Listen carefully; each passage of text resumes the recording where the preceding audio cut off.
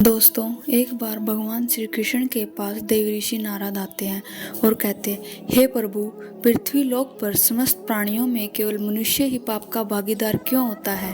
तब भगवान श्री कृष्ण कहते हैं, हे नारद, मनुष्य ही एक ऐसा प्राणी है जो विवेकशील है। वह अच्छे बुरे की पहचान रखता है, लेकिन दूसरा कोई भी ऐसा प्राणी नहीं कर सकता।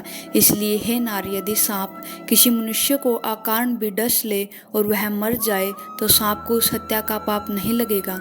इसी तरह यदि शेर दूसरे जानवरों की हत्या करता है तो उसे पाप नहीं लगता। इस प्रकार हे नारद, मनुष्य ही एक ऐसा प्राणी है जो पाप और पुण्य का लेखा जोखा करता है।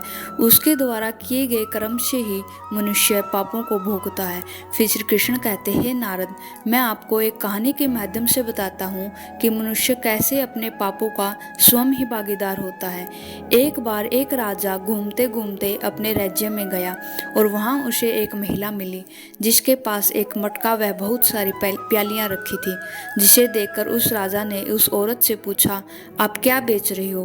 तब वह औरत कहती है, महाराज, मैं पाप बेच रही हूँ। महाराज यह सुनकर बहुत हैरान हुए और उस औरत से कहा, पाप, और वो भी मटके में। तब वह महिला कहती है, हाँ महाराज, मैं मटके में पाप बेचती हूँ।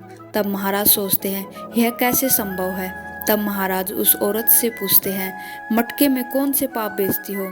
तब वह महिला कहती है, महाराज, मैं मटके में 8 प्रकार के पाप बेचती हूँ और मैं चिल्लाकर कहती हूँ कि मैं पाप बेचती हूँ और लोग पैसे देकर पाप को खरीद कर ले जाते हैं। तब महाराज और ज़्यादा आश्चर्यचकित होते हैं और कहते हैं, पैसे देकर लोग पाप ले जाते हैं, यह कैसे संभव है।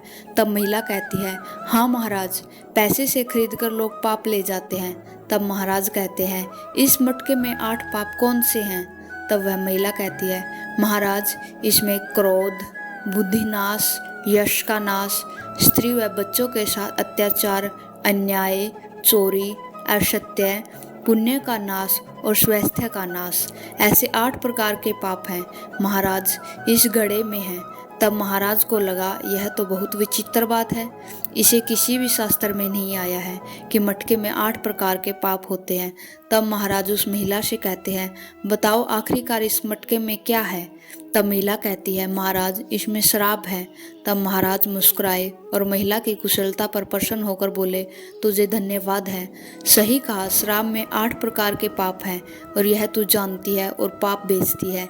ऐसा कहकर तू लोगों को पाप बेचती है और फिर भी लोग उसे खरीद कर ले जाते हैं और पाप के भागीदार स्वयं बन जाते हैं। इस प्रकार भगवान श्री कृष्ण कहानी को समाप्त करते हैं। यह वीडियो कैसी लगी जरूर बताइएगा। यदि वीडियो पसंद आई है तो हरे कृष्णा जरूर लिखिएगा। जय श्री कृष्ण दोस्तों।